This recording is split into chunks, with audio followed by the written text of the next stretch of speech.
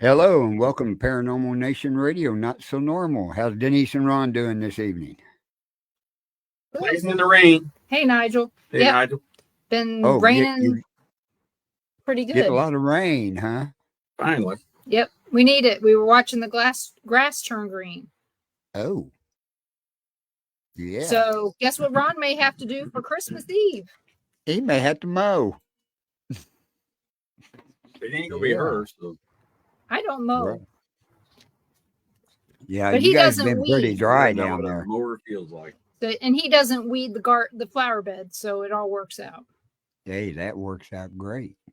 Yeah, it rained so hard it knocked the leaves off my croton plants. Oh, well, I was outside for doing a couple things and walked out the back door and looked up and went, "Uh-oh, white stuff falling down." Uh-oh. Today? Yeah, we're supposed to get maybe a light dusting tonight. But there in the middle of the day, I was like, oh no. So yeah, Well, it's we that needed white the stuff. rain. So I know you guys miss all that white stuff. So one of these days when it snows real good, I'll have to package some up and send it to you. you know That's what? okay. You know what? we really enjoy the snow. We love watching it on TV. Point I and laugh. bet you do. I bet This you was like do. 73 and rainy. Yeah. The temperature Yeah. went up overnight. It goes up when it rains. It was 68 when we went to bed, and it was 71 when we woke up. Oh my Lord. And the humidity was 97%. Yeah. Yeah, Not we much was different about than it was growing up. we was in the mid-30s today, so you know, it is what it is when you live in the middle of the country in Missouri. So, Yeah. you know. Like But this. anyway, you've got us a great guest tonight. I hope so. He better be great. I billed him that way. Yeah, Waiting for the check in the mail. that's right. That's right. So, So, yeah, tonight our guest is Big Jim Jones. We had him on in the past, probably back in the COVID days. And we're going to talk to him some about my hometown, about Baltimore, and some of the stuff that's going on up in that area. So it'll be good to hear, first off, a familiar accent, familiar words coming out of somebody's mouth. So that'll be nice. And it'll be fun to talk to him about some of the places that a lot of us don't get to go to anymore, right. So, but I'd like to welcome Big Jim Jones to the show. Oh, thank for having me on, folks. Appreciate it. And Hey, as we no say problem. it's pronounced. Some people will pronounce it Baltimore. Locally, we say, "Hey, we're from Baltimore, hon." So that's or here's a familiar thing that the niece would actually listen to. Going down the ocean, hon. Going down the ocean. You know that's we don't pronounce our consonants too often. So Used to hearing Baltimore. people saying Baltimore. My grandmother would leave out some of the letters, but she was from Virginia, but she had been in Maryland the bulk of her life. So I just got used to it. And, we got this lady that's on the Fox weather. And I kept telling Ron, I go, she's got to be from Baltimore. And he goes, how do you know? And I said, she keeps saying words that are very, very familiar. And very very much. I mean, yep, she's from Baltimore, and but it growing up there was a great experience back in the day. We had so much, and I know everybody's going to say this about wherever they lived. There was so much color and so many things to do, and of course we were all dumb. We had zero clue about the crime. That's the truth. Oh, absolutely. And I mean, I was even born during the riots. My dad was driving us through, down by Harbor Place and all that before Harbor Place existed, and there were riots going on. And so we had, we witnessed it, but we didn't think anything about it because that really, there were so many different parts of Baltimore that you couldn't count, you know, this one part as being the worst place. You know, Essex was different than Dundalk. Hello, Tom, So, Susan, and Mike. and but you and I had very similar experiences at the USS Constellation, and right around, not too far away from the same time, you know, that we had those at the it was back in 74 when I was there. When that incident happened, I was actually featured on the Holzer Files Phantom crew. So going a little bit about that, I mean that was the first time I actually been below the gun deck, was when I was interviewed by Dave Schrader, and to go down there and not see everything as it was back then, because back then they were trying to keep her from sinking. I mean, she was literally breaking in half. And when I was 10 years old, I went to Catonsville Elementary School. Went down with combined classes of the other grade classes there, and we went down. And if you remember, Port Welcome used to be down there. Harbor used to take you out on a cruise. We go down by Sparrows Point, where Bethlehem had a steel mill and had the shipyards and things like that. They would show you Baltimore industry. And back then, of course, what Denise was saying, I remember back in '68 when they had the riot down there, and actually saw parts of Baltimore burning from my front porch. Because where I live, I can actually see Camden Yards with the lights on. We're on what's called the Ridgeway in Catonsville. It's the highest point in southwest Baltimore County. And so to go on board there, we went through and saw, you know, the docent took us to these different places on board the ship. And so to see it from that time when I was interviewed by Dave Schrader, they had already gutted it out because they'd done a lot of major work on it. Edward Plank, who owns Under Armour, he has several casks on board of it's rye whiskey that they're aging just to on board the Constellation to raise funds for the Constellation restoration. Yeah. So it was there, and just to see that, but things happened, which we'll get into later on. But it was pretty. It was kind of I was I was back like I was 10 years old again when I went on board, and it's it was a nerve-wracking experience that morning. I was the last one to be interviewed on that. So I know that I had an experience below decks, and it was in 1975. So I was probably in 5th grade at the time, and we did the same boat tour, but I lived at one point in Dundalk, so I knew where Bethlehem Steel was. You know, that's where I field trained, and that was around the time starting to lay people off from Bethlehem Steel. So, you know, they were the largest employer in town, but I would love to get in the Bethlehem Steel buildings now. Well, you know, the ones that are closed down. Well, unfortunately, in the line of work that I do, we had to do we had to go in there and actually do an inventory for the bankers. Sevastopol bought they bought Bethlehem Steel out in the steel mill down there. They've actually went down there and everything has been torn down. Unfortunately, all the mill, the whole coal roll mill and everything else has been demolished. It's called Trade Point Atlantic, and there's also a big Amazon distribution center that's down there. So it is, but the fortunate fact of the matter, the one part that's still down there is there was a small cemetery that was there.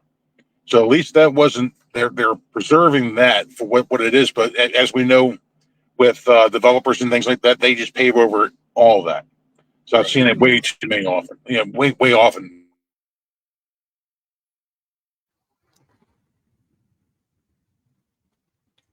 Right. Are you there? Yeah, I'm here. These connections it's probably my phone way it is. You know. So I'm going to ask you a question about the rebuilding of the Key Bridge. How's that going? Right now, they're still doing debris clearing. They have to demolish the rest of the structure. They are talking about going a bit higher with the new span. They're not going to do the type of truss building that they had with the original, which they did back in the 70s when they were building that. I just crossed that like about 2 hours before the collapse. I was working, in my job. Got done with a protective order and went across there. Got home, and all of a sudden I got a phone call from a friend of mine in Colorado. Hey, are you okay? Like, yeah, I'm okay. Did you hear that the Key Bridge collapsed? That I turned on Newsmax, and all of a sudden they showed what happened, and I'm like, and all of a sudden I have my suspicions, but I can tell you this: that there was a lot of they hurried up with the investigation quite quickly, and there I have my own theories about that, but yeah, it's a shame. I mean, they're doing it's the two tunnels is taking up a lot of the harbor tunnel, and also the Fort McHenry tunnel is taking up a lot of the overflow in that, but it's the Beltway is even worse, and right now with the newer construction. Like I told him, I think it was on purpose. Yeah. Oh, absolutely. I mean, you turn on the spotlight in the front. Where was the tugs? The tugs was supposed to guide them out of the port. They do it with every ship. Yeah. And why was it that light came on, went off, came back, and you see where they just directed that? Come on now. I mean, I'm going to go on record. I think it was deliberate. I think it was a Chinese ship. Yes, it was owned by a Chinese company. Well, absolutely. Absolutely. Yeah, it was on purpose. And they knew they could do it with that administration Mm-hmm. and get away with it. And they should be paying for it. They absolutely. I mean, so many people are losing their jobs because they can't even get to work. That's true. Right. That's true. It's got to be a mess. Oh, I mean, before they built the bridge, I remember it taking from Essex to Glen Burnie. It would take during the week probably an hour and a half to get there. That bridge took off half an hour.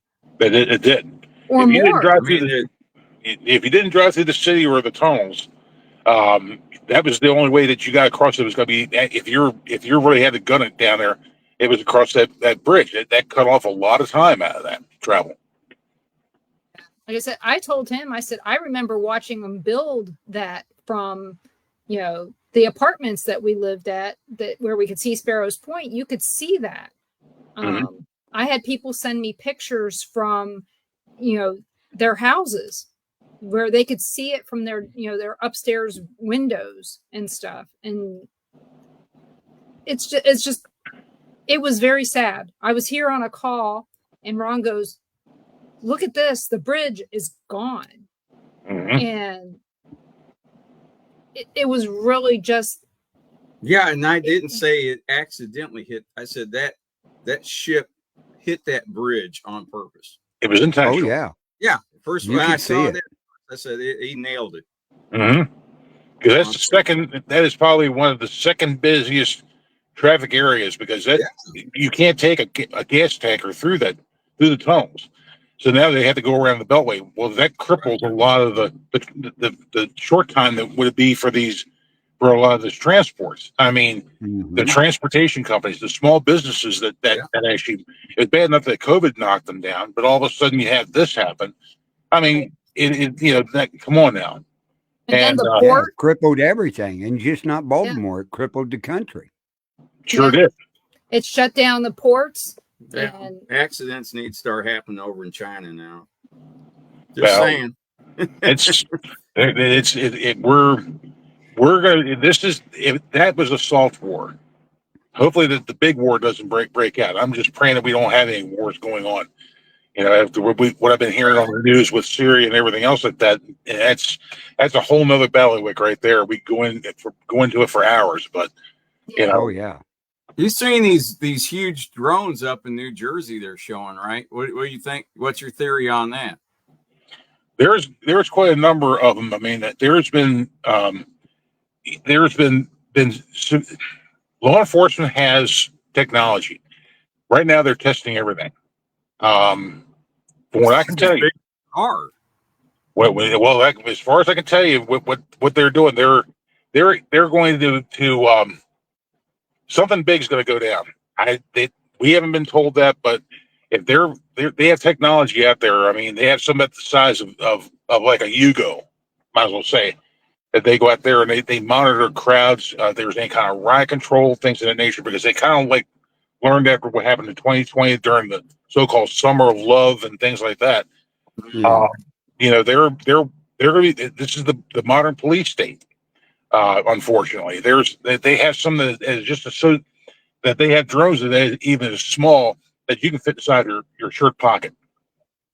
Things of that nature. I mean, it's scary. I mean, this is how far technology has gone. And Oh, yeah. being in law enforcement for going on 29 years, you know, I never imagined this would. This is something out of like the Terminator, if you want to look at it that way. How far that went out there. It's not science fiction anymore. It's the real deal. Yeah, as long as we don't get like the Running Man, I'll be good. somebody? Right. And- But it is the same. No, I saw the videos of these things are all over New Jersey, and I said somebody's going to shoot one down just out of curiosity to find out, you know, whose it is or what they're doing. You know, Well, Yeah. that's like what happened here back in 2015. We kept seeing these large look like they used to have these blimps they used during World War II to try to, you know, they were using for watching for submarines and things of that nature. Well, these are called aerostats. So if you ever remember that debacle that Yeah. happened here, and one of them actually got cut loose and floated into Pennsylvania and was down up there. Up at Aberdeen programs, they had two what they call aerostats, unmanned blimps, and they were monitoring everybody's phone calls, everything else. They were actually collecting data. So that's a whole nother story right there. So I'll leave it at that. But you can check that out online too.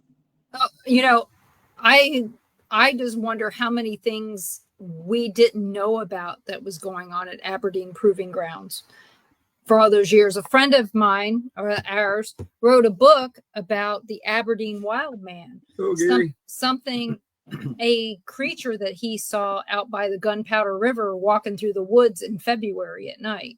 And he Mhm. said it jumped straight For the up, evening. in the air about 12 feet to a tree branch. Mhm. And he was just taking a shortcut through the woods to get back to his home or get to the bar or whatever it was he was doing at the time. Mhm. But I wonder if that was an experiment that escaped. Well, you got the up there. I mean, there's also the Edgewood Arsenal, which is part of that as well. My patrol area is Middle River, Essex, Benji's Chase.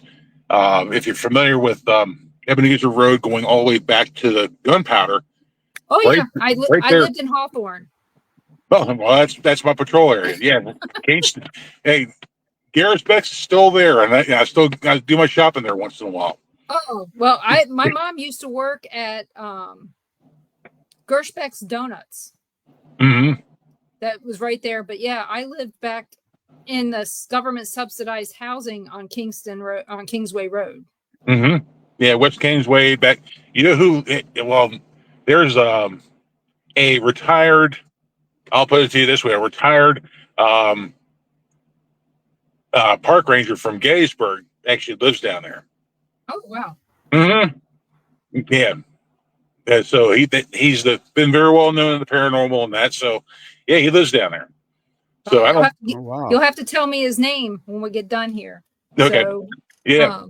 But yeah. down there you have just beyond the fences down there at the end of Ebenezer, the government has buried phosgene, lewisite, chlorine gases still in the containers, and they have monitors down there at the end because there's the end of the Gunpowder Park that's part of it down there. They have the archery range, and just beyond that is part of the Edgewood Arsenal right along the river, and so down in that area, it's one of the creepy areas of the county anyway. And it was right up there where I had the mist that took place up there off of Barrowman's at there off of Ellender. that come around to Laurel Park up in that area.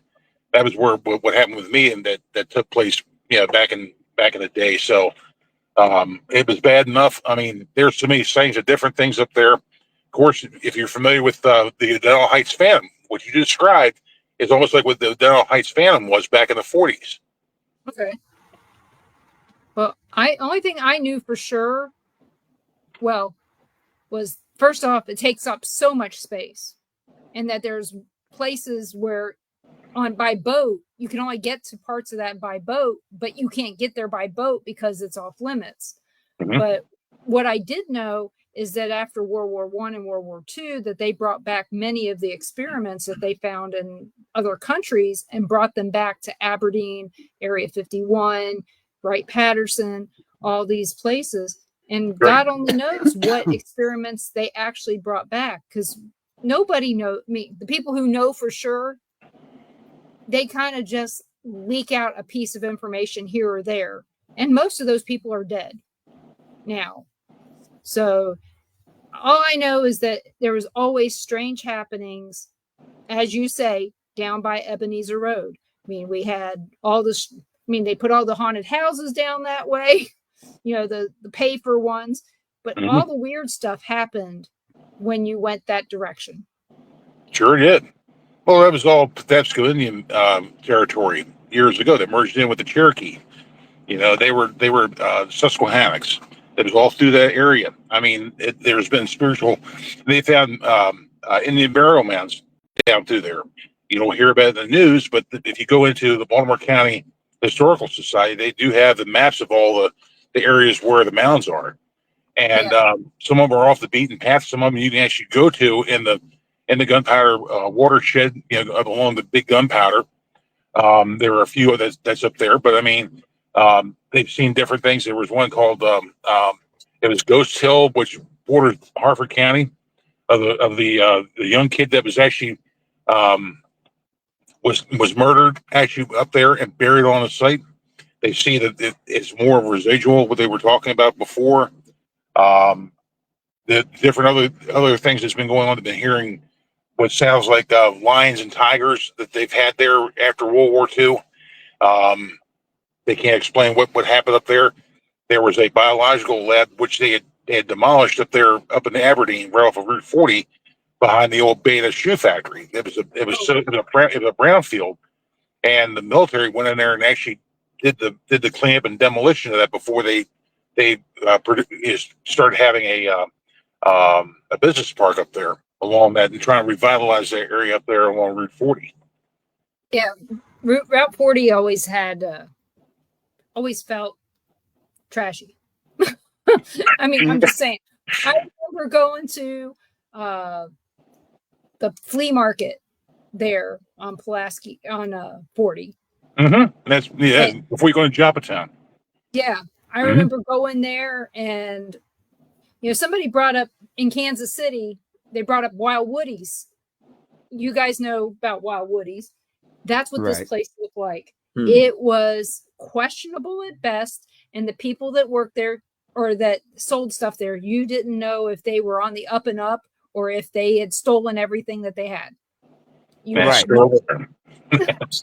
still there. Oh my God, yes, it's still there. Oh my! And I heard that shut down Benji's, the drive-in. The drive-in actually, there was a new owner came in. They actually had that reopen. They actually have it open for the Christmas season to go there, believe it or not. Oh, wow. Oh yeah, that's right. Yeah, it's before you go up the Carolina Road off of Eastern, and it's probably dates back into the early 40s when they opened that up, and that's one of the last ones just over on my side of town, where it was called the Evanston Drive-In and Westview Cinemas. That's where they filmed Tin Men. If you ever seen a movie with Richard Dreyfuss and that back in the mid 80s, That's a good movie. Yeah, they filmed all that, and so the sorry about that, somebody's trying to call me. Not important. So over there, when they came out from the lounge scene, and you see the drive-in movie playing in the background, that was the Edmondson. Well, that's now Home Depot, and Staples took over the other part up top. But I used to spend a lot of time over there going in. You pull up against the fence, you could watch a movie for free, or we'd sneak in and bring our own food from one of the sub shops in the area. Bring our beer in there. We kick back, relax. That was the 70s and the 80s. And where the flea markets we used to have over there on the weekends.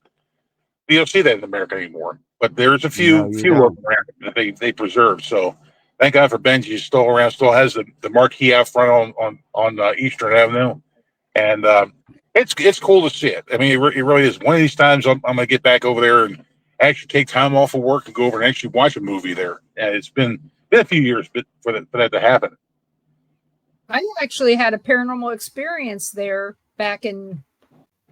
At the drive-in? Yeah, there was. I saw a Native American running through the parking lot, and this was back in '77. Driving a lot, but I didn't go very much. Mm-hmm. No, I was 12. Of course, I saw the movie, but I saw this Native American run through there, and of course, I'm there with all my girlfriends and stuff. You just can't say anything. But of course, Rich. I also went to the Ritchie Drive-In. I know that one doesn't exist, from what I understand. No. Well, That's a Lowe's home improvement center now. Believe it or not. Oh yeah.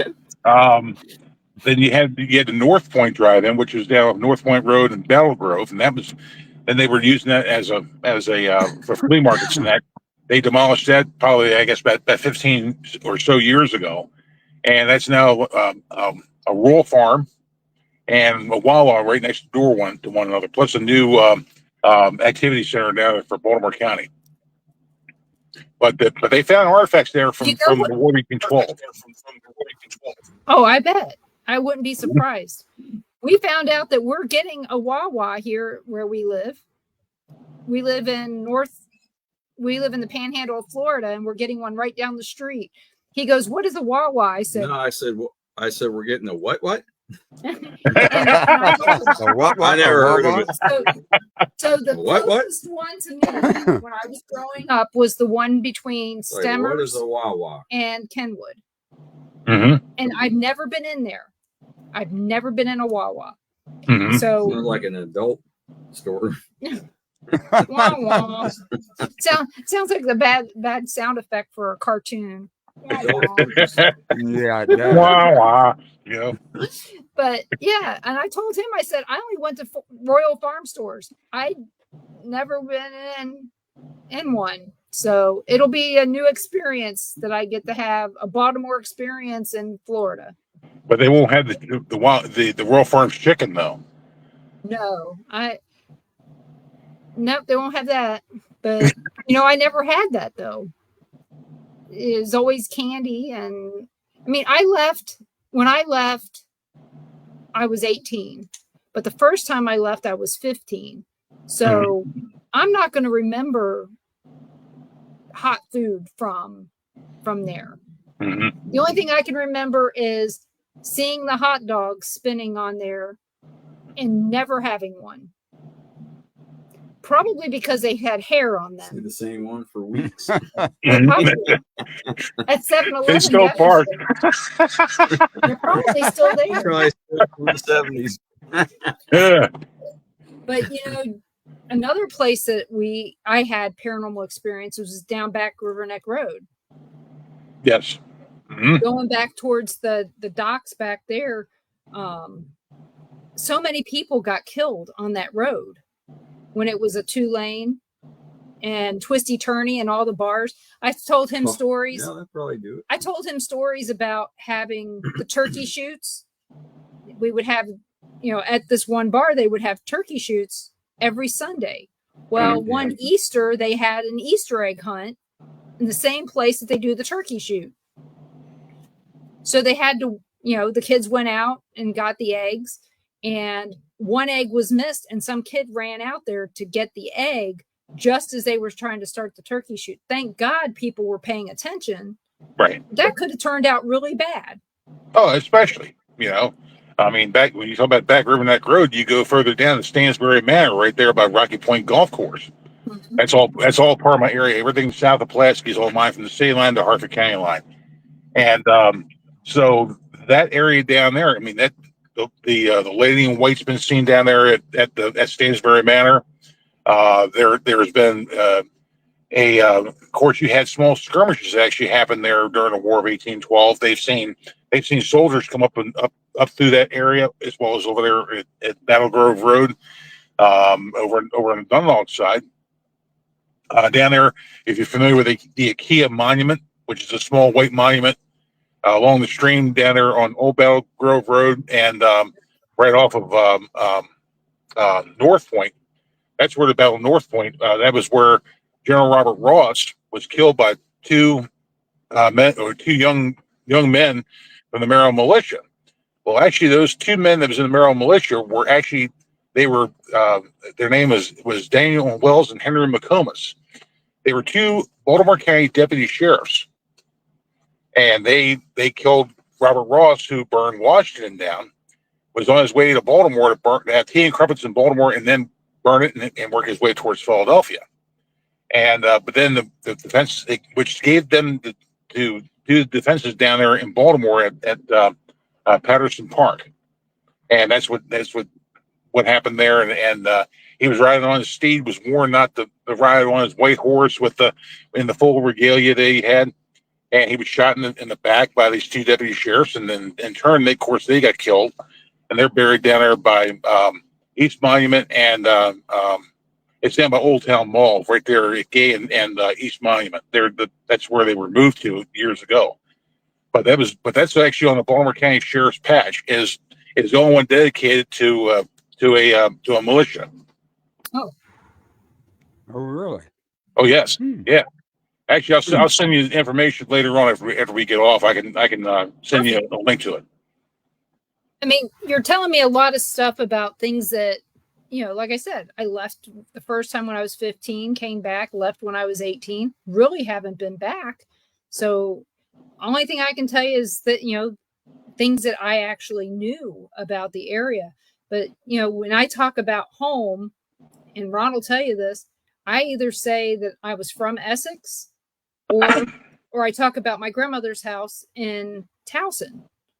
That's where I consider to be home when I was growing up anyway.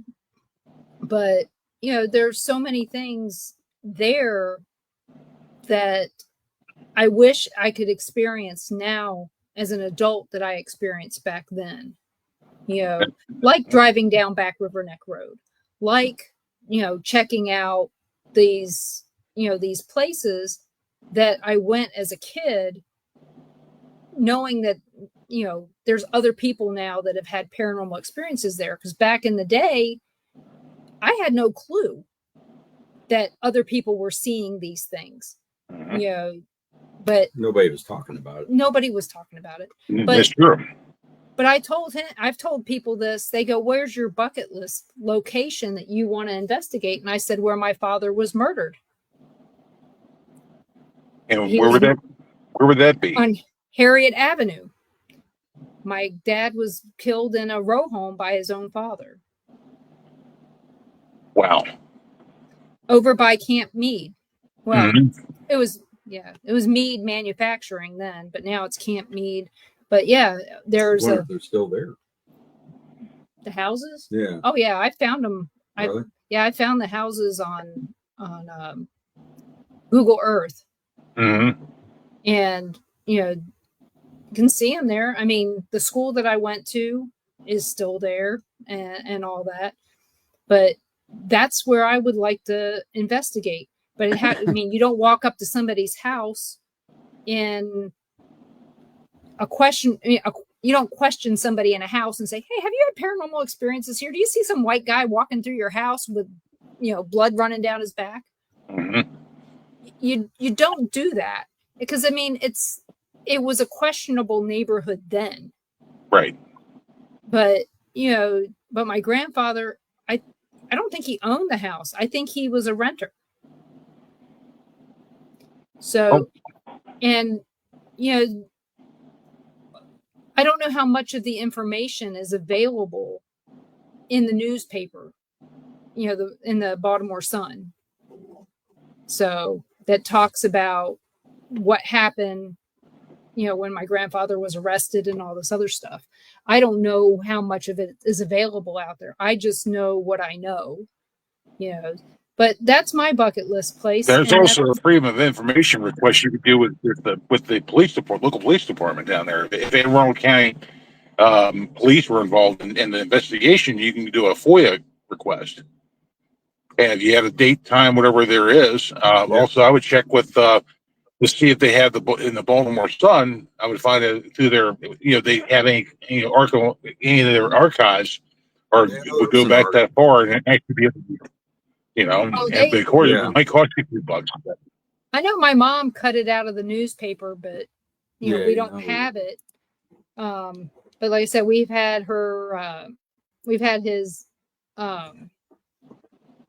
obituary and stuff, but the story, like I said, my mom cut it out of the paper and she put it in a lockbox, and nobody knows. Well, everything got burned up in a fire, so we lost it all. So there's that. And, I know enough, but I mean, I was 10, 1975, a lot of information is not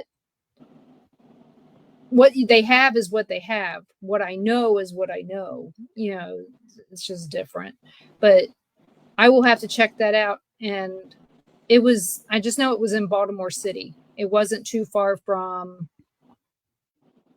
what was that road? Not a clue. For some reason, I've drawn a blank on the road, but there used to be a Geno's on it, not too far from there. But back then there were Geno's they were all over the place. No, that doesn't help. Mm-hmm. So how did you get contacted to be on the Holzer Files? It was actually through Brad Kling, believe it or not, good buddy of mine, with Every Paranormal. Matter of fact, I'm actually wearing her shirt.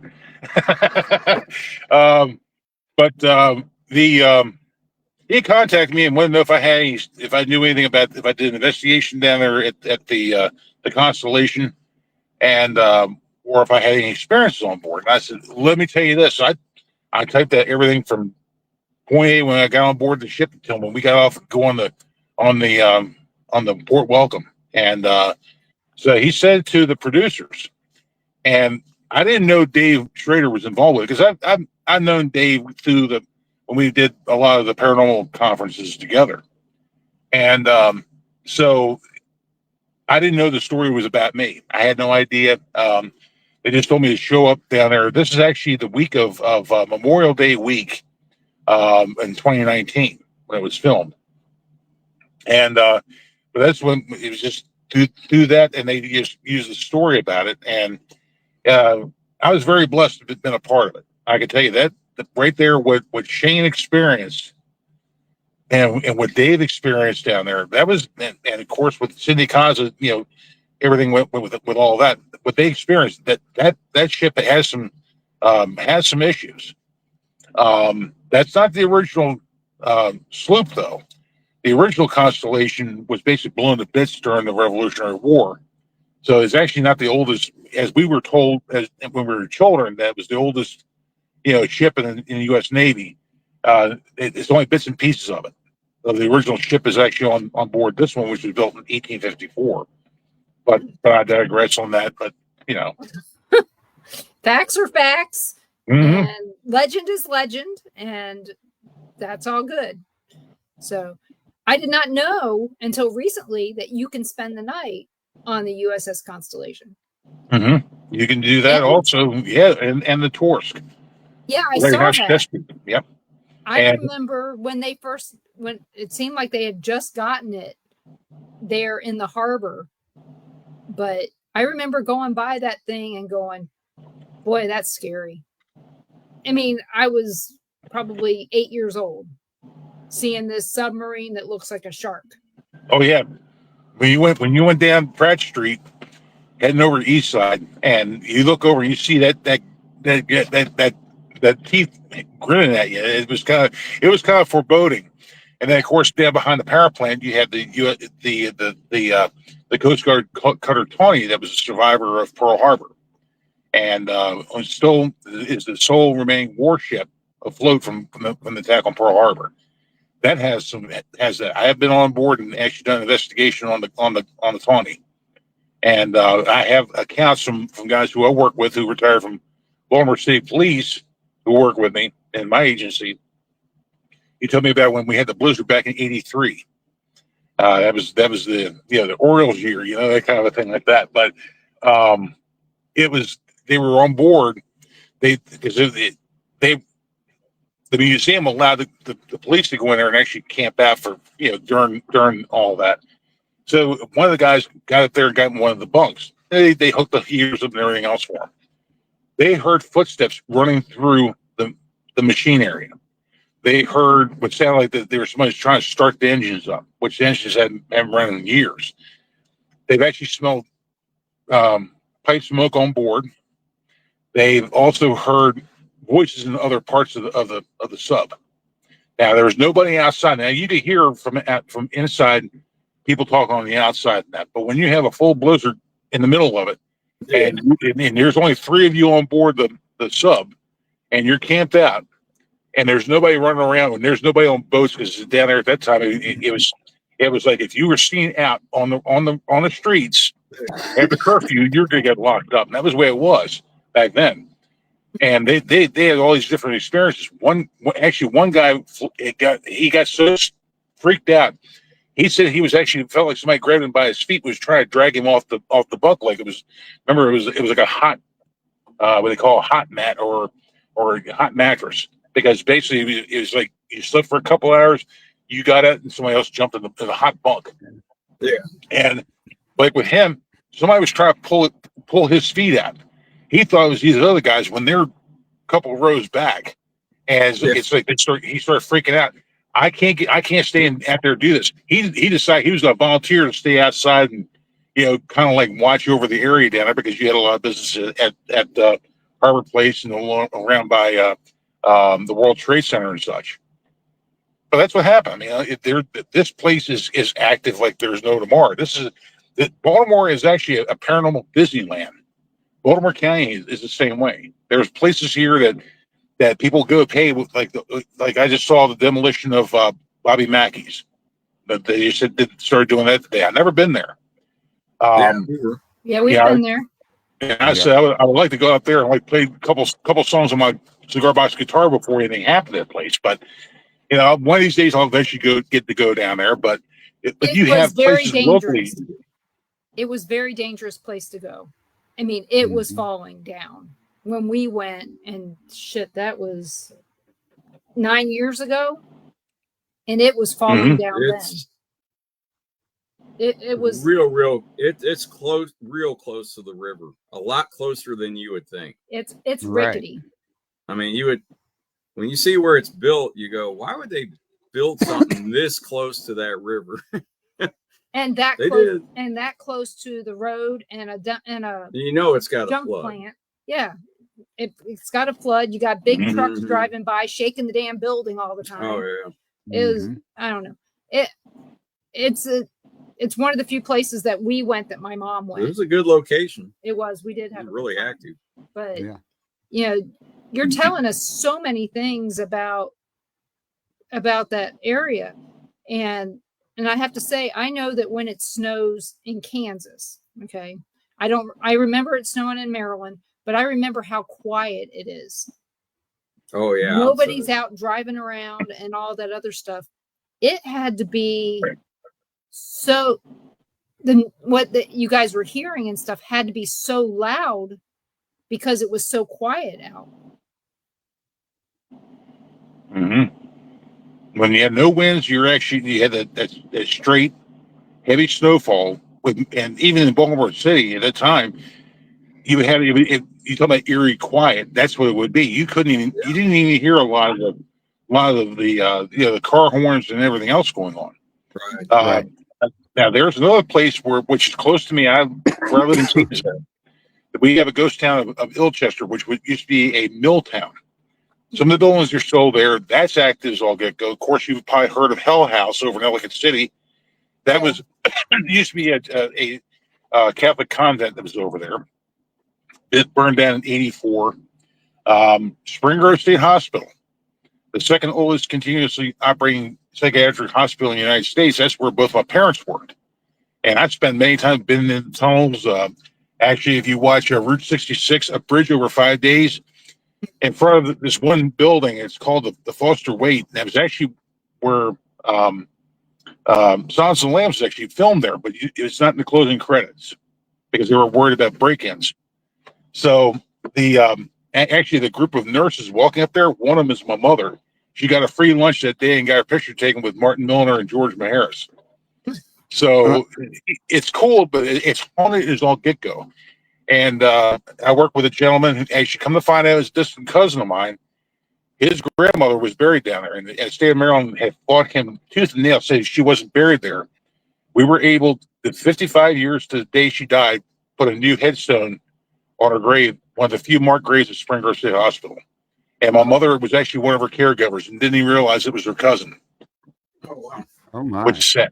But it was a beautiful, beautiful thing to happen. And we have that place. I could tell you all the things, experiences down there. I've actually done some investigations there.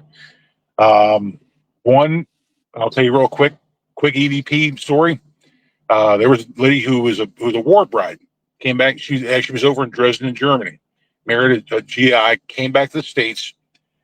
She actually started having forms of dementia. She was in what they call the geriatric wing at Bland Bryant Building. My mother worked there. My mother actually cared for her. And so whenever they had the fireworks at Catesville High School, which is right across Valley Road, the fireworks would go off. They would have to state her because she thought that the British were bombing. Mm-hmm. So we got there one night, and there was a gentleman who worked as part of the state down there. It turned into an office building after all down there. And we were doing EVPs in the stairwell right above where she was. And I went out there and I said, "Guten Tag, Herr Frau." In a faint voice, and this is, you can hear it by ear. And I was actually listening to this with my recorder with my headphones on. "Guten Tag." She responded back. That poor lady is still there. That's for whatever reason. That's kind of a heartbreaker, and seeing many of these patients there who went through torture like no tomorrow, and so, different places around here that you can go into. And even the small towns where people don't realize, you don't have to go that far. Like people go to Gettysburg. Okay, for instance, I've been there numerous times, and you probably had too, and probably back in the day when you were here in Baltimore. Yep. I'm less than an hour away. People don't realize that you can walk down those streets. The whole town was the battlefield. You walk down the back streets and you can do EVPs. You can do investigations on your own up there, freelance it, and it's not going to cost you anything. You don't have to go on these ghost tours and things like that. I mean, there's things you can do, and you will get responses if you do your research. You know what the lingo was back then. You can interact, and things happen up there like no tomorrow. And I got so many stories about Gettysburg I can tell you about. It would take another hour to go through it. Well, we got some people that are planning on going to Gettysburg next year, so for their first time. So it'll probably be worth it for them to hear some of them. We went back in 2017.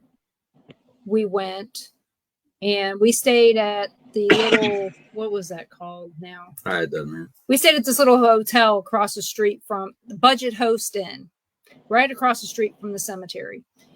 And I did my show from the hotel room, and our guest was there. She came to see us at the hotel, and her name is Kat Gash. She lives down in Frederick.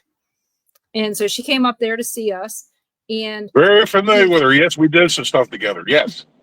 Yeah. So you probably know her. Yeah, we're pretty good friends.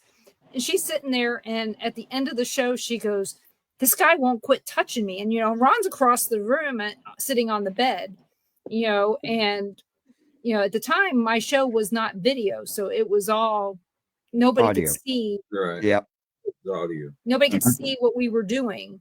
So, and Kat goes, "Who is this guy?" I said, he's a soldier from over there. I said, he keeps coming in our room.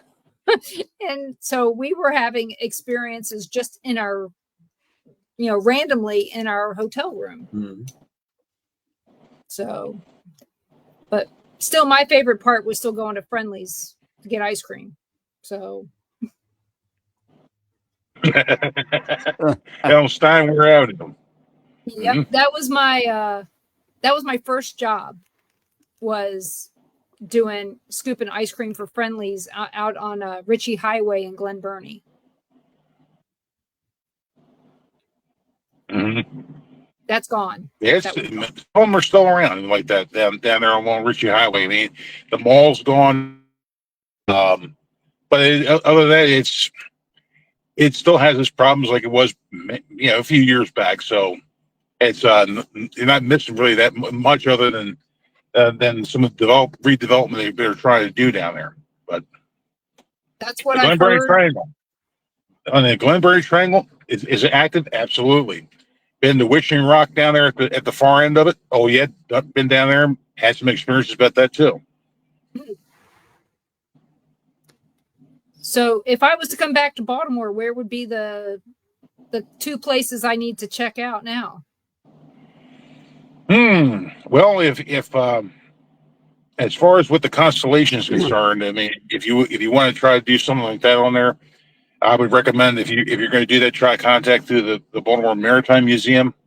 I don't know if Pat Keeley is still part of it or not. Contact him. If you can do an investigation overnight. If you're to do that, I would take and do it long after like at 1 or 2 o'clock in the morning to go on board there. If you can do that, there's less traffic you have going through that time through the town, the better off you're going to get with your EVPs or some of your other photo work and such. You can investigate, in which Cat was part of it. You can investigate the Burnside Bridge in Antietam. You can actually get with the Park Service up there, arrange with them. They'll have a guard, or actually one of the park rangers will be there, and you can have it like from midnight till about 4 in the morning. And there is plenty of activity there. There's different things that's happened there. So you can actually be part of that, but you have to pay a fee for it. But I mean, you're not going to be disappointed. I can tell you that much. Especially if you do research, do a lot of the history. I have a second cousin who owns a Fort house McHenry. on Antietam Battleground. It used to be a house or a school. Mm-hmm. So see, we got up that through one. there, it's quite a bit. And There's go ahead. Yeah, and there's one which I've done over at Towson University. It's called the Auburn House. Yeah. John Zaffis and my team, the Paranormal Research Investigation Society of Maryland. Sorry, got to do a plug on there. And then also Pasadena Paranormal will actually work with us. We investigated for 24 hours, and there was a lot of different things that happened there. That was the Ridgeleys actually own that property. If you're familiar with the Hampton Mansion, this is the exact duplicate, but on a smaller scale, for one of the daughters. And they've had different things that happen there. We had a former member that used to work at Towson University, witnessed a lot of things when he did the work over there. And so he gave us the heads up where we had to go look for things of that nature. And we come up with some things. That was back in 2010 when we did that investigation. But the school right now is going through a lot of changes, so they're really not going to be able to allow a lot of people back in there. If I get the information when I can, I'll share it with you, and that way, a lot of people get in there. It would be a good way of raising the money to try to save the location anyway. Like the Hampton Mansion, Fort McHenry, they don't allow paranormal investigations. They kind of shy away from it. Now, if you're going to do one at a fort somewhere, Fort Mifflin in Philadelphia, that's where I would go. Good friend of mine, Greg O'Brien, we'll all be at the Gettysburg Battlefield Bash in July, and so he has a table up there which goes through everything, and he has plenty of ghost stories. Which when we did investigations together up there, we actually experienced a couple things, especially a ghost fart. Oh, okay. Oh yeah, broad Oh, daylight wow. ghost fart. Yes, we actually had that on audio. So That's what I claim mine are. Ghost that's- farts. Like I claim all mine are not mine. They're a ghost. they're not mine. Oh yeah, because it was Yeah. like it was right there at the gate that overlooks the Delaware, going out towards the outside casemates. And it was the guard shack that was there. These are the guys who were the drunken bums. They were the ones that they loved the. It was kind of like the old what Hank Williams III always said. You know, he loves to drink, blank, and fight. So I'll leave that Yeah. the four-letter vernacular after it. But that's basically what they were, and this is exactly what happened. There are so many places. I mean, I could go into a lot of this stuff here that just go there, have fun, but also be respectful. I mean, if you interact with them on their level, you're gonna be good as gold. They'll talk your ear off. They'll do different things. I've seen it happen. I mean, the stuff that I have I'm very blessed to be able to do a lot of this. Well, I tell you, I did not know how many people had experiences in the area that I grew up in until about 4 or 5 years ago. You know, there in Essex, Middle River, Hawthorne, and out towards, out past Benji's and all that. I did not know about that until I started seeing Bill Bean and some other people posting stuff about it. And it's like, I grew up there, and I saw, here's the, some of the things I saw, but it's like, it just seems odd now, that people are talking about the place that I called home. It's just very weird. But a few of the places that I didn't see stuff was like, I never saw anything at Stemmer's Run. Never. Now over at the pony farm I did, or penny farm, where the chickens, I saw stuff over there all the time, but never anything at the school. I doubt that chicken farm still exists. Now Essex Elementary School, they demolished that a few years back. They have a new one, but they kept the facade of the old school, right there on Mesa Avenue. And they've actually witnessed that because there's a cornerstone that was put there back in the 1700s that marked the one property that was down there. They've seen shadow figures going up and down the staircase. There's lights on at nighttime. They see it during the day. They've seen it on different occasions. The police station, the old fire station down there, right there on Eastern Avenue, right down below there, has been known to be haunted, which is the Essex Historical Society. I haven't done an investigation in there. That's another avenue when we try to get something going there. But there's numerous places. The old Mace Cemetery, right there by Franklin Square Hospital, Franklin Square Drive. Dr. Mace, which the street's named after down there in Essex, and his family up there, they do see shadow figures up around that cemetery. So is he ticked off about what the Essex Community College has done to the property? Have they wasted all that? The Martin Farm is all gone. It's been overdeveloped. That there's been at least 2 family cemeteries back there has been covered over. I mean, how pissed are they going to be? Pardon my French. Yeah, well, I think they covered those up back in the late 70s. Especially when they came down for 95 when they were doing the extension down there. Yeah. My mom graduated from Essex Community College. I remember walking through, people don't realize that way back then, you could let a 6-year-old go walking around and nobody thought anything of it, But at the time, I think I was probably 11 years old with my, younger sisters.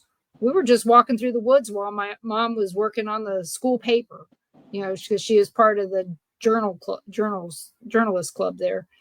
And I remember walking through the woods back there, and I came across like 3 headstones, but it was all grown up over and you couldn't read any of them. But my sisters freaked out and said that they had to leave.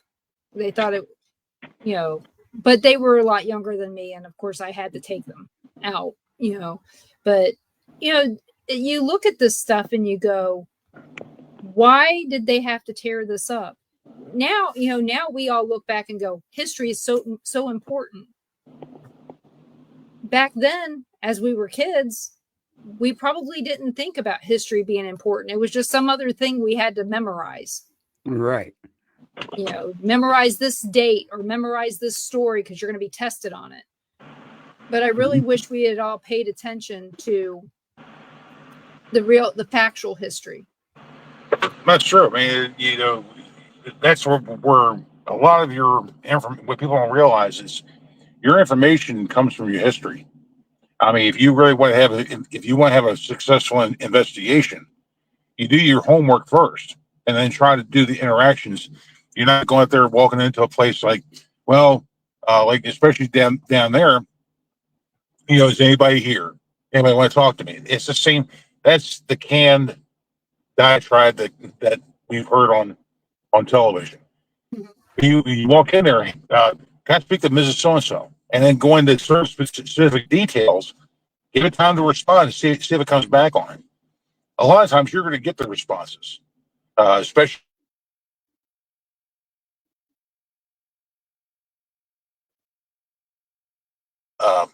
a bus stop that's right down the hill from the cemetery itself.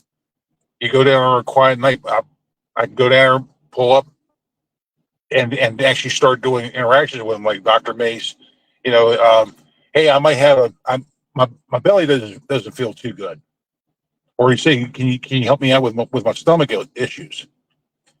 Something like that. We you knew he was a medical doctor. Knew when he went to.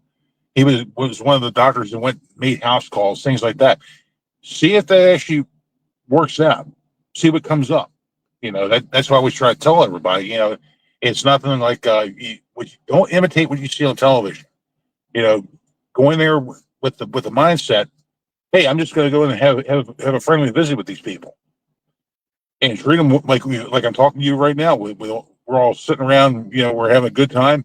That's what you want to do with these folks, but give them enough time to be able to try to get back with you. But these places here, they're places of respect. I hate seeing old houses being torn down, cemeteries being disinterred, and things of that nature. That's the reason why I wear many hats about as far as trying to preserve history as much as I possibly can.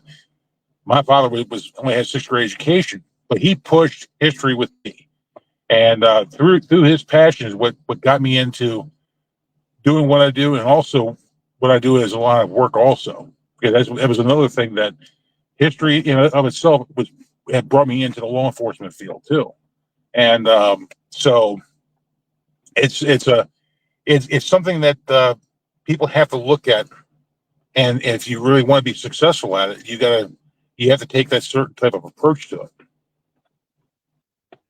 We have Rex Nielsen's in here. He says he's telling all of us hi, but he says, "Big Jim, fantastic to see you, brother." Well, good to see him. I hope he's enjoying that guitar. I haven't forgot about the bridge. I got a lot. I have a lot of guitars I got to take and work on. That was one of my experiments that I got that I'd done. I actually built Rex actually sent him a guitar that I built. Keith Age has one of the other ones in that same line. I had debuted him at the Upstate Paranormal Conference down in South Carolina, Upstate Spirit Seekers Conference, and that was put on by Dave and Karen Van Marm, and he got one of my hybrid guitars that I had, and Rex has the other one. So I still have 2 more left, but I mean they'll be up there. I'll put some pictures up there, and everybody can take a look at that. And if they want to contact me about building one, I can definitely build them one. I'm actually building some out of cookie tins and hard hats and different other things. I mean, it's recycle, reuse, repurpose. That's try to do all of it. If I'm gonna be smoking, I got one right there as part of the one I spoke earlier. Might as well use the boxes for something. So You know, Rest says he loves it. He loves his cigar box No, guitar it's that three you strings. got. it's a very unique instrument. I'll place it no two are alike. I can guarantee that. And so there's gonna be I'll be putting up on my personal page on Facebook. I'll have up there from our event on Saturday with the cigar box guitar builders, and they get to showcase what different types of music that we played.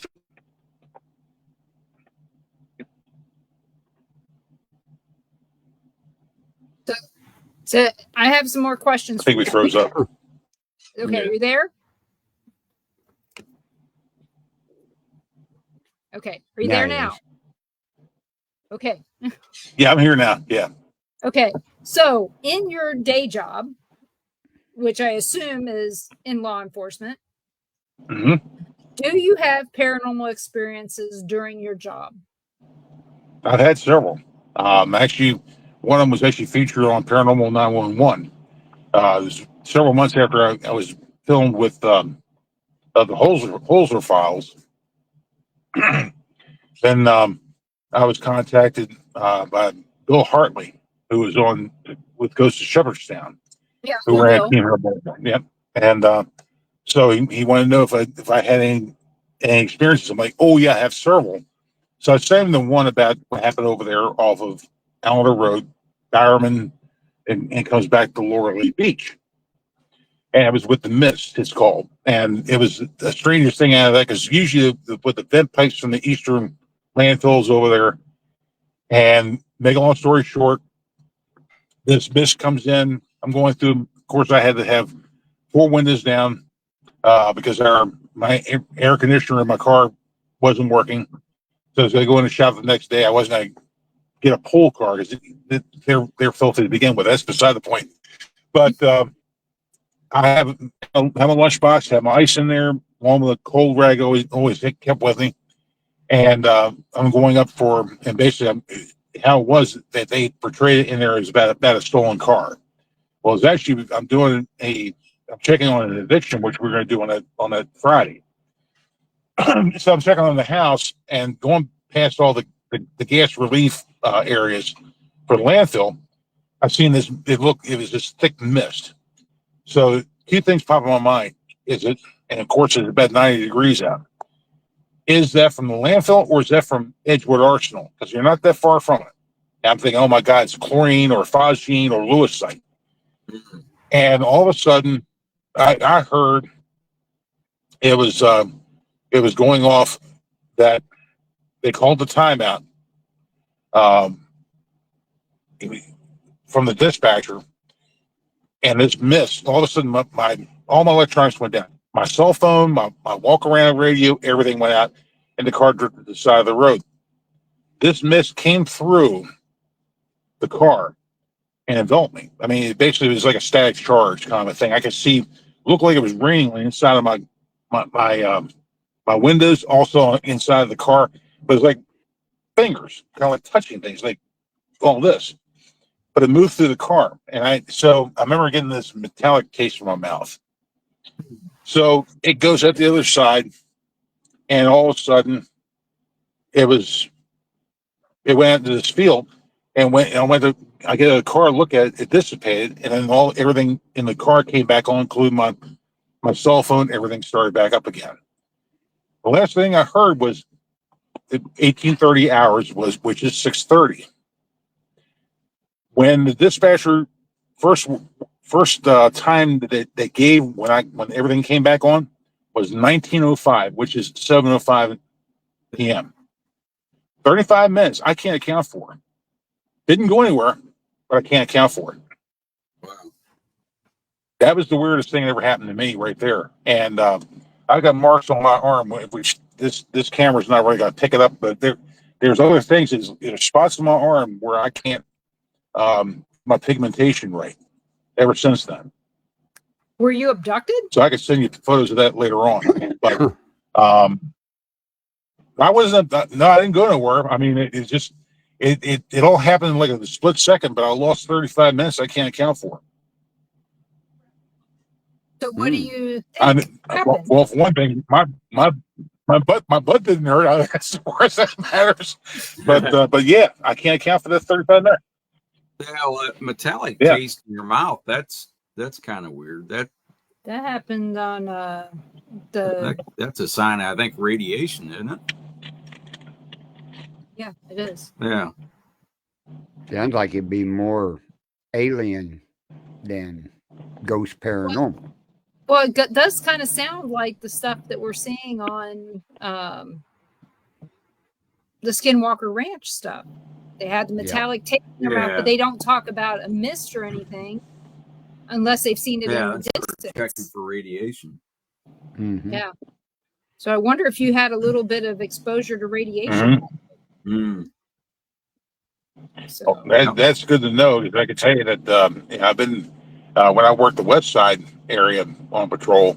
I had to go to the FBI field office all the time before I went back into the madrasa. That was where Al Zawahiri, the imam, and also 2 9/11 hijackers actually stayed over in Woodlawn. And so there I had to go and get the brief before I went in there. And I'm just going in there for summons work and then come back out. I had to go back to the field office to get, they run a Geiger counter over top of you, and plus they swab you to see if you come in contact with anything. That's nerve wracking. I'll put it to you that way.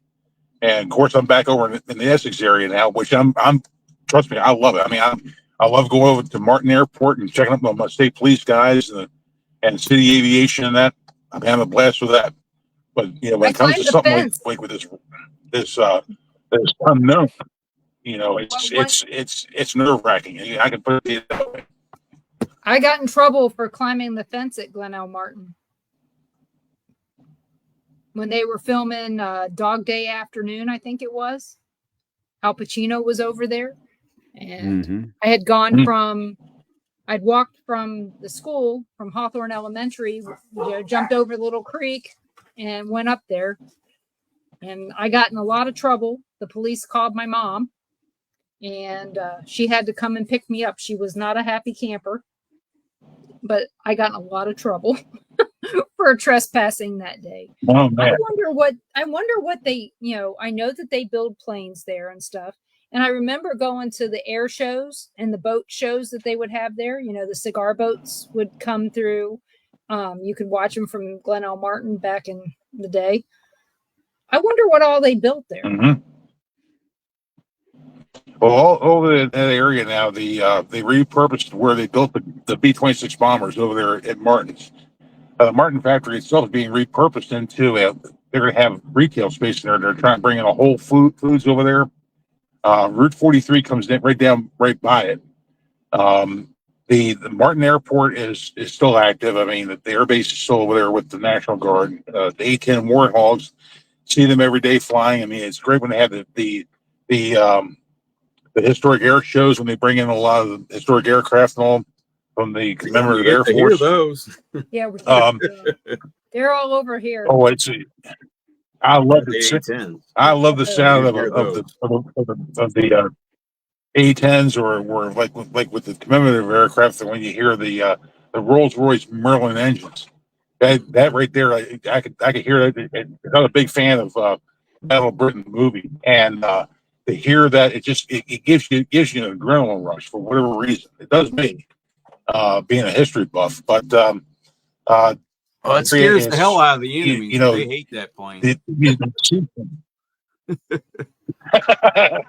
Absolutely. Do. I mean, let me tell you, and they built them up in Hagerstown. Now the pens that they have for the seaplanes from Martin's is still there. That was part of that. There were several small airports around the area, but the sea pens are still there. You go down Strawberry Point, which takes back down behind Martin's, is and there's some activity down there, because there's the Middle River Volunteer Fire Company down there. That place is haunted, and I've been for years trying to get in there, because the old captain that was down there, I think he died on shift, and they keep hearing him running back like he was stopped. If he got either ticked off with somebody, or something was He's a perfectionist. If things weren't done in a certain way, you could hear his footsteps just like running to the place. So, of course, they're very active down there, and trying to get somebody in it. We're trying to do an investigation there. It's like pulling hen's teeth. But I've done it out there in Manchester Volunteer Fire Company. We actually went out there and did one out there several years back, and they actually had a bowling alley. They had 4 lanes downstairs, duck pens and 10 pens. And they restored the lanes there. They used to have a movie theater there and everything else. That place is active. So, plenty of places in Maryland to go check out. Just got to come here, and I can point you where you got to go and take you around a couple of these places. It's going to be go that way. Right. So it's just like I said, it's just amazing to hear about the area that I grew up in from a different standpoint. At the time, nobody cared about all that stuff. So, but I do remember going out to Wilson Point, going to the beach back there and getting pooped on by a seagull. They always say it's lucky, and it's for everybody else, not me. So if you get pooped on by a seagull and somebody tells you it's lucky, it was lucky for them that you got shit on. You're right. Isn't that the truth? Isn't that the truth? Yeah, I think that beach that we went to was Rocky Point. Back in there. And you probably been down to Cox's Point when they had the beaches down there, and with all the big logs they used that they lost many years ago, and there's now reclaiming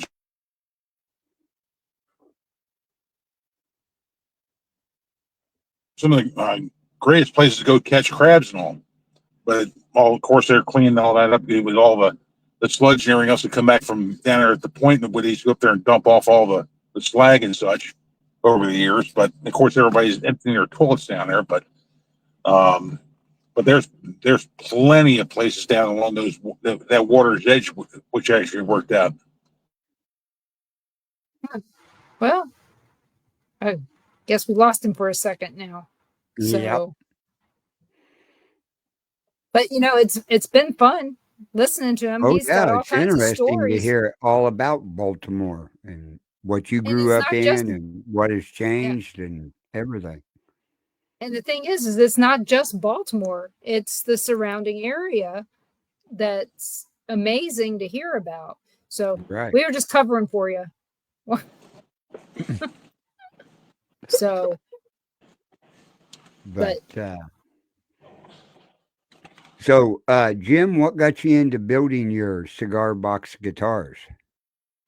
Well, I started out playing a little bit. I always wanted to have my own guitar. Being in Catonsville, Maryland, it's known as Music City, Maryland, because we had Bill's Music House and we had numerous other. We had like 4 or 5 small music shops around.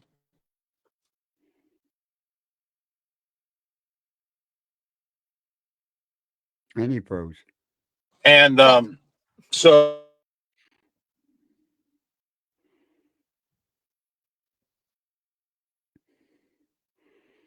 purpose things. So I started to take and go into these areas where, looking for different things. I went there and get guitar strings, and so I went in. My mother drove me up there, and I got my first electric guitar and a fingerhead catalog back in the early '80s. And so she drove me up there, go get strings, and all of a sudden, this is about 1980 when this happened. And so she had she smoked her Pall Malls. I come out, and she goes, "Take this and throw away from me over in a dumpster." She says, "Just do it." So I go over to open the door, and I go to throw it in there, and I see guitars in there. I see that these were like the Japanese guitars, like Tysko and all of them. Right. I saw amps, everything else being thrown away. Well, so what's going to happen with that? So it used to be John Wilson Lumber Yard, and it was a way through the back you could come into through the old sawmill and off a back street. So my father, he waited for nighttime, and and like, hey, Dad, can you drive me to Meadowbrook? And he goes, what? And I started telling him what it was about, and he goes, oh, Jesus Christ, where's the put all this shit? Pardon my French. That's the way he said it. And so when I would go up there, and I would get this stuff and climb the dumpster and get all the stuff and start putting it together. Well, when my mom and dad had split up for a while, I was going back and forth to West Virginia, Princeton, West Virginia, matter of fact. And down there, it was a going down there. We were doing used to go hunting, and I came across someone who it was parts of a steel guitar or lap guitar that was made out of a part of a white picket fence. I still have it hanging in my workshop. So down there, I saw some old articles in that where people make cigar box guitars. So we had some that my father used to mold either bullets or he made fishing lures. I still got over 2 tons of lead in my basement animals. So that's what got me started. I mean, I went there, started to build my own, but I used parts from the old guitars I found in the garbage, and I started piecing together, make my own guitars, and that's how I got started. And then back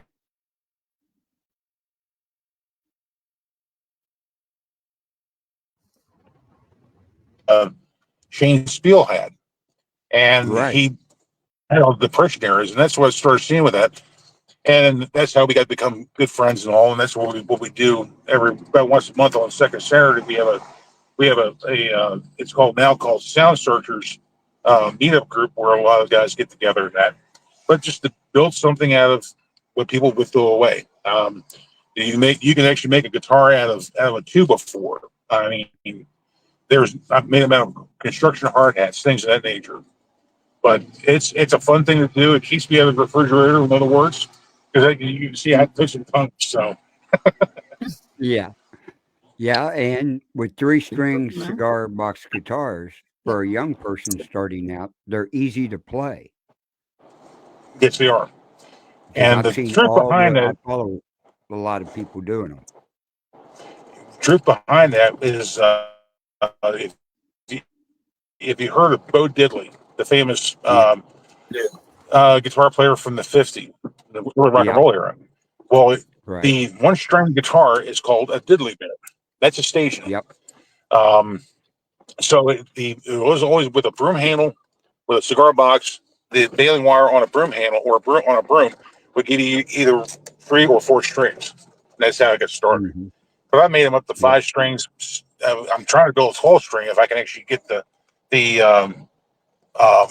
support rod right in the neck itself. But yeah, they have a sound all their own. The baritones, which I love, the growly, type of thing. That's what I love about it.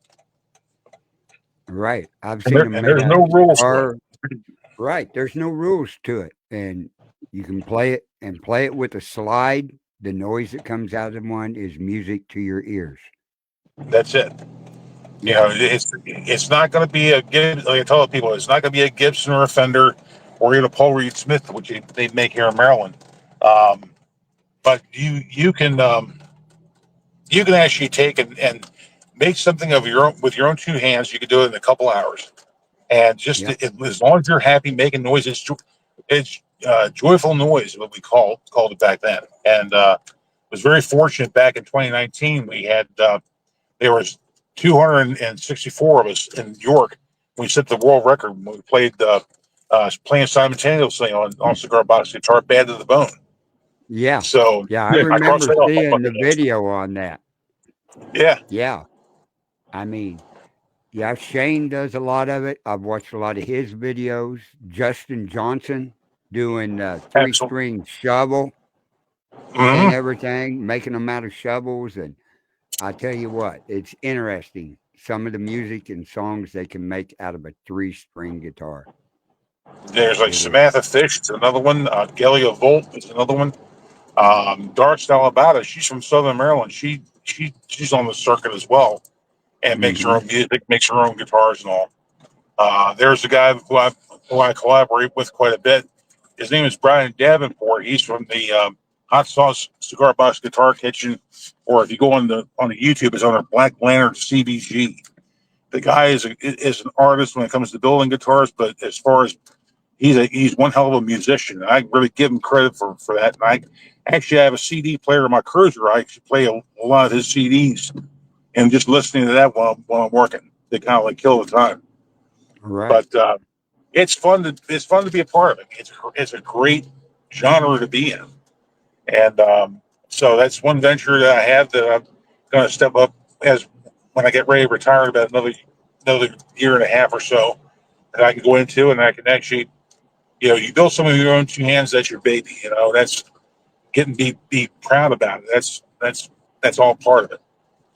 Right. And the nice thing about it, it's not dedicated to one age group. It's from No. little kids to the oldest people out there, as long as they can move their fingers.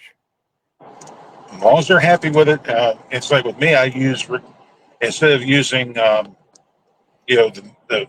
fret wire these days is costing quite a bit. It's about $30 a pound for fret wire. So you might that 1 pound might make one or two guitars, and that's as far as it goes. I cut the cost down. I use repurposed materials like bamboo, which is just as strong, and that's what I use on those guitars at that point. So I can make them fretless. I can make them with frets. I can actually have them where you can have the best of both worlds. It's just which way that somebody would like to be able to play with it, Right. And it's like you said, you repurpose everything. You ought to see the guys who build them out of a pallet. They can build a cigar box out of a pallet. Oh, absolutely. On it. I mean, it just doesn't have to be a cigar box. I've seen, the Canjo made out of those Christmas tins that we all used to get with the log nuts and everything in them, and make them. And boy, you talk about a sound. Yeah. So I have something to say about that. The guy who created the Canjo is at my cousin's house right now practicing with the State Line Band. Good. Down there in Bristol. So, nice. But I didn't know anything about the Canjo until today. Okay, I'm just saying. You didn't know about a Canjo? Oh, me, I knew. I actually built a few of them, 2-stringers, what they call chuggers. I've done those. I've taken the old paint cans that they had. You take a little oatmeal. There's these Irish oatmeal cans. I actually have one in the workshop right now, which I've drilled holes for, but I haven't put the neck in yet. But I'll be doing the first 3-string on that one, and be stringing up and sending that out for somebody for Christmas. But it's anything you could take. Coffee cans. I mean, there's Ken Falsgraf. He's with Palmyra Junk Pile Guitars. He was one of my influences as well. G.S. Monroe, who's down Florida, makes beautiful instruments. He's done a lot of cigar box guitars, conversions of violins, broken violins, and mandolins into cigar box guitars. With the 3 and 4 strings. These people are some of my mentors. I network with a lot of good people, but you hear these different versions. I've seen valve covers from a 350 small block Chevy be turned into a guitar. So there's no limits. There's no rules. I mean, I like the bizarre things. I guess I'm more kind of like eclectic kind of a guy. But let your imagination run wild, and that's what I do with one of these. And you can make them acoustic or you can make them electric. Either one. That's right. I mean, when you cut down the cost, you get the piezo. You get a 55 millimeter piezo pickup, which is some people make actually I actually have an old Dumpers beer can that I'm turning into a microphone using that same type that I put in the guitars. That goes back. Somebody's done it. That goes way back. Or Natty Bow, that National Bohemian beer cans. That's not even made anywhere. Made in Texas now. Natty Bo, where they make them now, where it's being brewed now, is up in Harrisburg. They moved everything from down at Atlanta's down up there, and they're actually producing that, and they're still selling it as like, oh, Baltimore's brew, but there's a few microbreweries here. But Yeah, they said that it's made by Pabst now, the same people that do Pabst Blue Ribbon. And I did some research and found out that they were making some of it in Texas. I'm like, why? Why? I mean, let's be honest. It doesn't sell outside of that area where it's at. Nobody wants it that bad. I never heard of it until Joe. It was like Colt 45 was another brew. It was actually named after one of the old Baltimore Colts. So not going to a big history lesson, those brews. Let me tell you something. I've done my fair share. Go through my kidneys. I can find other brews that I would rather do than Eddie Bo's and things like that. But you get what you pay for. You know, it's pretty funny how it all turns out, though. But to make the microphones or actually turn them into canjos, that's a whole. It's a piece of playable art way I look at it. You know, you can hang up on your wall. If you don't play, or you just pick it up and just go up there and just do simple couple chords and you're good, as long as you're happy with it, you know. So everything from license plates. I mean, I've got a bunch of 1930s Maryland license plates that I'm trying to work without destroying the license plate in order to build the guitar. I might have to build my own boxes, but it's good. It's going to be playable art. But history won't be destroyed in the process when I go to do this. So it's fun. I mean, it's a lot of fun. It's an amazing deal what they do with them. I mean, absolutely. Like you said, refurbish. What somebody would throw out, it's like me when I'm doing my lasering. I look at different things and recycle wood to laser on and look at it. You think outside the box, basically, is what you're doing. You know, you see a can, somebody else sees that can and goes, that's trash. You go, no, that'll make a beautiful sound when I'm done with it. Oh, absolutely. I mean, you know, I've actually seen a guy make a guitar out of a microwave oven. Bizarre. Oh, wow. Absolutely. But he's got, and the microwave still works. He actually popped popcorn while he's playing this thing on his lap. And that's the last thing I want to do. But there's some people who go through different things, you know? I can guarantee that guy's sterile now. He's probably sterile from the microwave. Absolutely.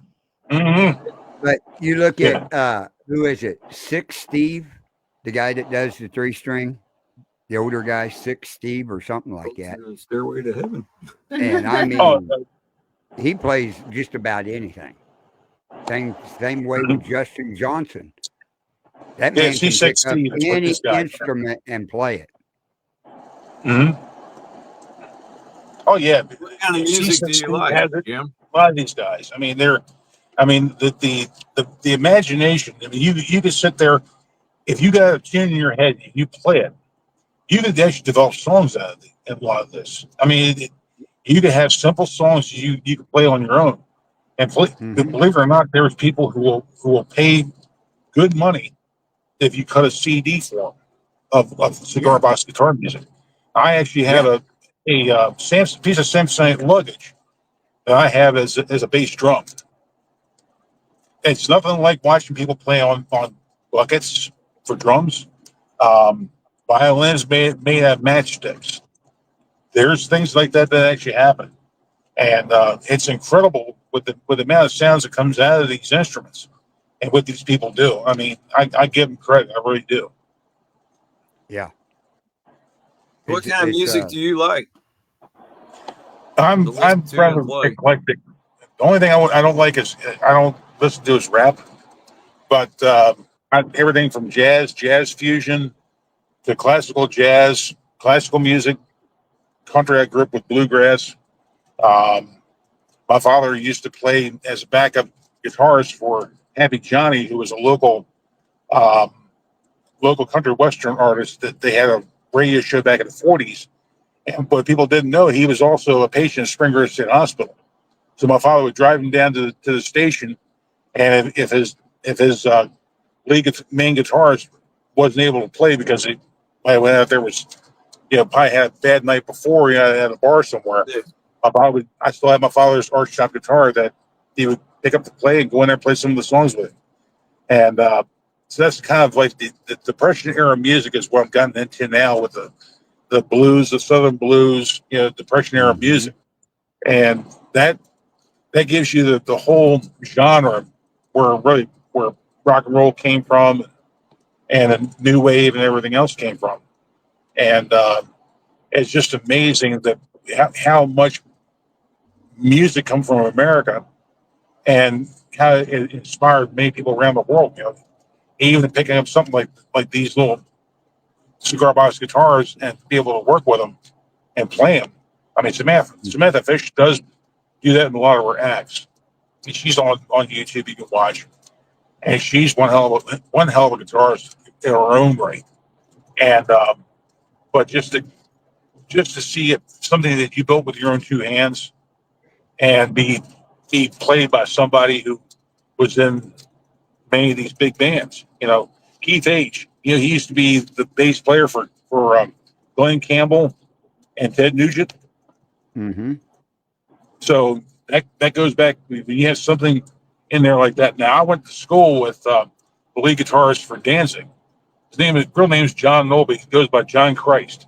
Have you ever heard of Mother by Danzig? He's the one who played the guitar on that. We graduated Kingsville High School. Yeah.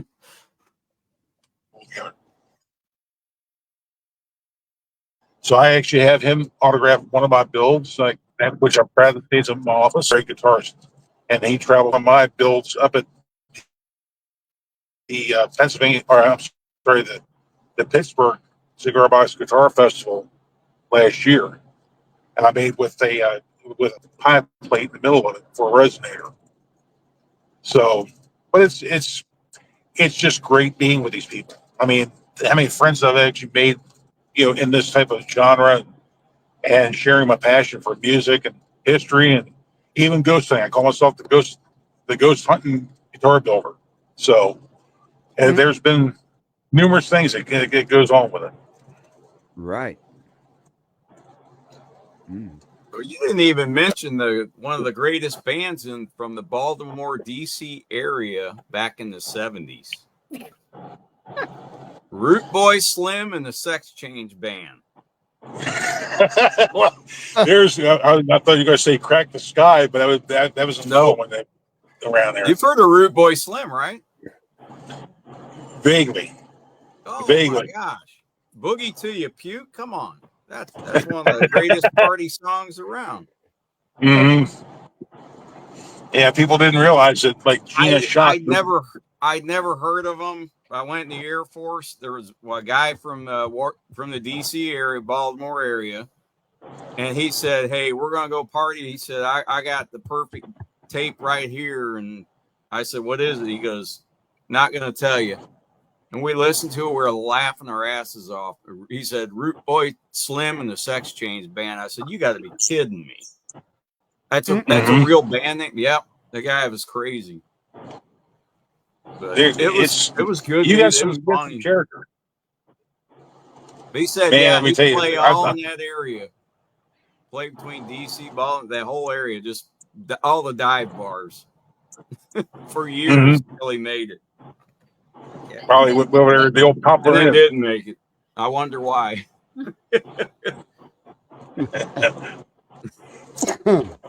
It's a great genre to be in. I can tell you, from since I got into this, it gives you because I was always into I do my photography and things of that nature, kind of like I occupy my time and all, and but to incorporate some of the things that I have a whole mixture in. I mean, it was the purpose that God put me on, I guess, because I can't take credit for any of this. I mean, without Him, I can't say that I'm able to do anything. But like I said, I've been blessed about being a part of this.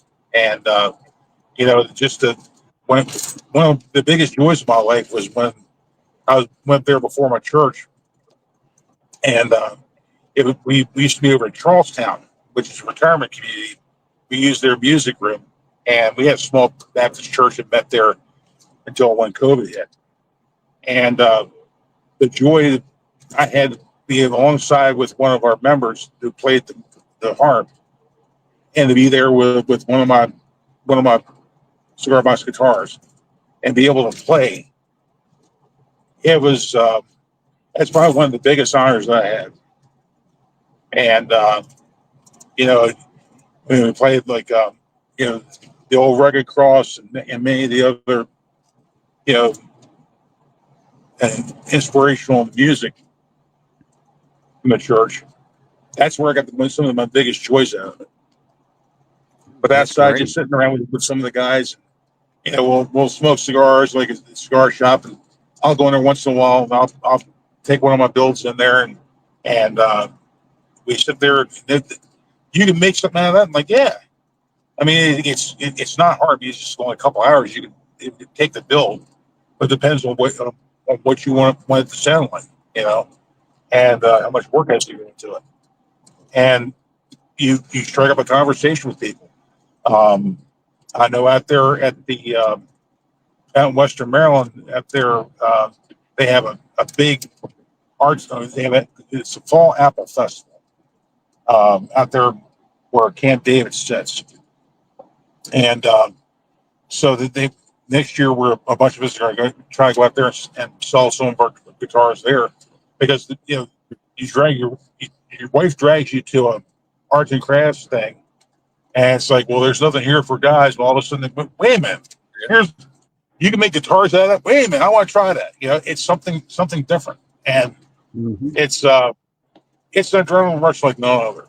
That's the best way I can describe it. Oh yeah, and I think that there needs to be craft stuff for guys to see. Here you got a farmer's market. It's not a farmer's market. It's a glorified craft fair. Yeah. And maybe every once in a while you can find honey and a spaghetti squash. Maybe a watermelon here or there. Not much. But I'd like to thank you so much for coming on with us tonight. It's getting a little late. Carl needs to eat dinner before his next show. So where can everybody find you, Jim? Hey, well, you can check me out on Facebook under Big Jim Jones. I used to have 2 G's, but since I got the platform, I'm down to 1 G now. Big Jim Jones. I use Instagram and many other social media sites, and also on with Crossing Guitars USA. That's my page on Facebook. I will be updating that fairly soon with some new product, and I'm gonna start trying to recreate some of my media on YouTube. I do have an old YouTube channel, Big Jim Jones with 2 G's, but my new one is up there. I only have a few videos, but I'm gonna try to get some other stuff uploaded, and people can contact me through there, but mostly through Facebook, or if you can contact me through Gmail. It's prismed, PRISMD BIGGJIM at gmail.com. That's my personal email. You can contact me through there if you want to talk about paranormal, or if you want to talk about guitars, things of that nature. If you have any questions, contact me there. Great. Thank you so much. And you guys, you can join me every Monday night at 7 p.m. Central. Every place that you're watching this now, plus on Dark Realm TV, you can see the Paranormal Pride and whatever guests I have to entertain you with at the time. And you can join us here every Tuesday night at 5 p.m. Central with me, Carl, and Ron for the Paranormal Nation Radio Not So Normal. And Carl's going to take over from here. Yeah, and we want to thank Temple of Phoenix Rising Entertainment's Facebook page for letting us go there, and Things Network, which Denise and Ron and myself were all part of Things Network. And a big shout out, like Denise said, to Dark Realm TV. It's an app on Roku, and in They said within less than 2 weeks, we're going to be on Fire Stick too.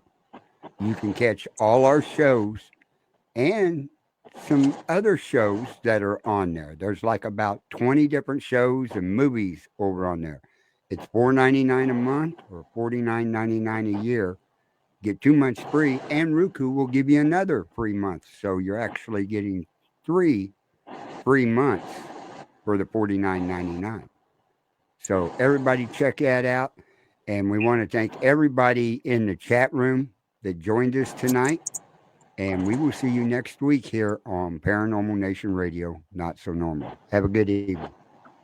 Good night, everyone. Good night, everyone. Good night, everybody. Thank you for having me on.